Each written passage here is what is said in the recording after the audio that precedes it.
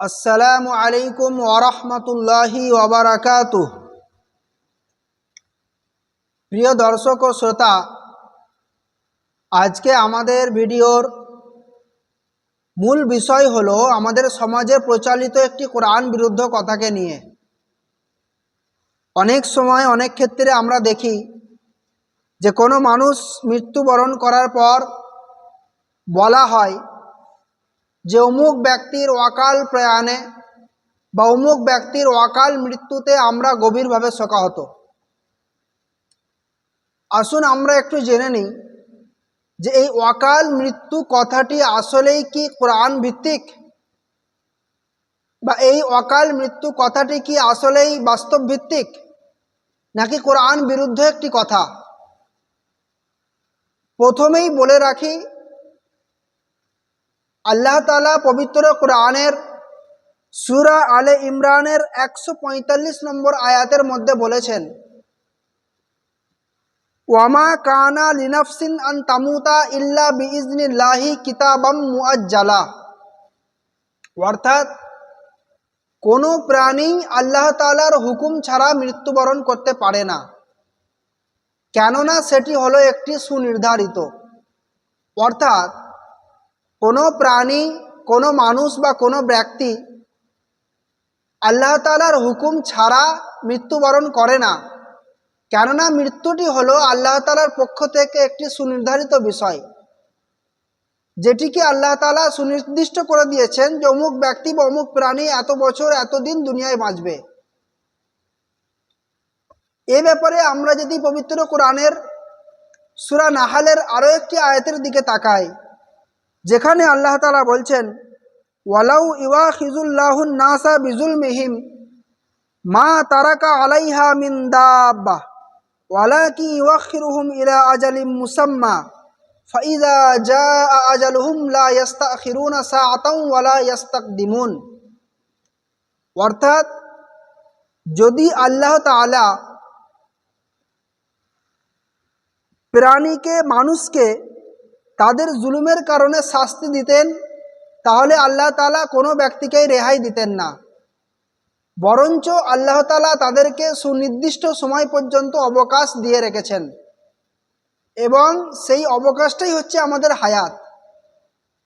আয়াতের পরবর্তী অংশে আল্লাহ তাআলা বলছেন, ফাইযা জাআ আজালুহুম লা ইস্তাখিরুনা সাআতাও ওয়ালা ইস্তাকদিমুন।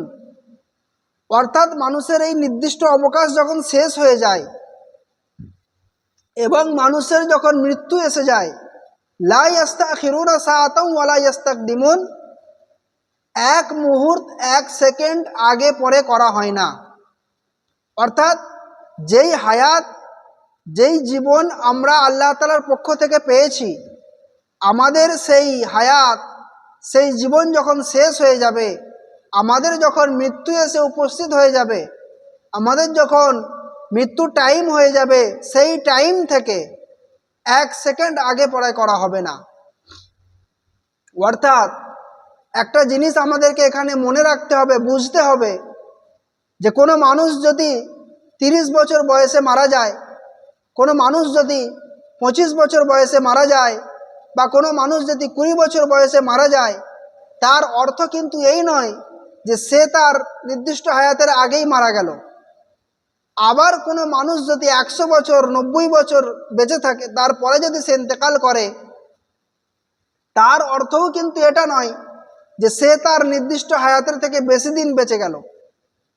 যেই ব্যক্তিটি 100 বছর বাঁচল, এটা আমাদেরকে বুঝতে হবে, তার জন্য 100 বছর হায়াতই নির্ধারণ করা হয়েছিল, এবং যেই মানুষটি 20 বছর বয়সে ইন্তেকাল করলো, তার জন্যও এই 20 বছর হায়াতই নির্ধারণ করা হয়েছিল।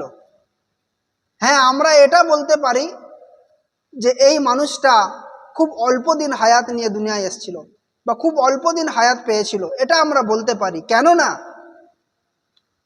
আমরা যদি একটু অকাল মৃত্যু এই শব্দটার দিকে খেয়াল করি, তাহলে আমরা বুঝতে পারবো যে অকাল শব্দটির অর্থ হলো অসময়। অর্থাৎ কোনো জিনিস যেটার সময় হয়নি অথচ ঘটে গেল, সেটাকেই বলা হয় অসময় বা অকাল।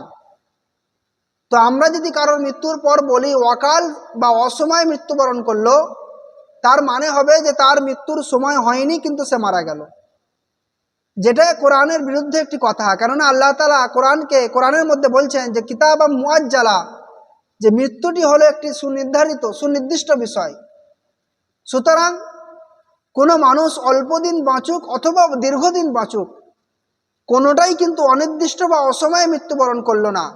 যেই মানুষটি অল্প দিন বাঁচলো অথবা যেই মানুষটা দীর্ঘদিন বাঁচলো, দুজনেই কিন্তু তাদের নির্দিষ্ট সময়ে মৃত্যুবরণ করলো, অর্থাৎ তাদের নির্ধারিত হায়াত অতিক্রম করেই সে মৃত্যুবরণ করলো, কারোর আগে বা পরে কিন্তু নয়। সুতরাং আমরা যদি দেখি যে কোনো মানুষই অসময়ে বা অকালে মৃত্যুবরণ করে না, প্রত্যেকটা মানুষই নির্দিষ্ট সময়ে এবং নির্দিষ্ট হায়াত পরিপূরণ হওয়ার পরেই সে মৃত্যুবরণ করে। সুতরাং আমরা যদি খেয়াল করি তাহলে এই অকাল মৃত্যু কথাটি একটি কোরআন বিরুদ্ধ কথা, এবং এই কোরআন বিরুদ্ধ কথা আমাদেরকে পরিত্যাগ করতে হবে, পরিহার করতে হবে। এই কথাটি একটি বর্জনীয় কথা, যেটি কোরআনের বিরুদ্ধে যাচ্ছে। সুতরাং আমাদেরকে এই কথাটি বর্জন করার চেষ্টা করতে হবে এবং আমাদেরকে কোরআন এবং সুন্নাহের ওপর জীবন গঠন করতে হবে।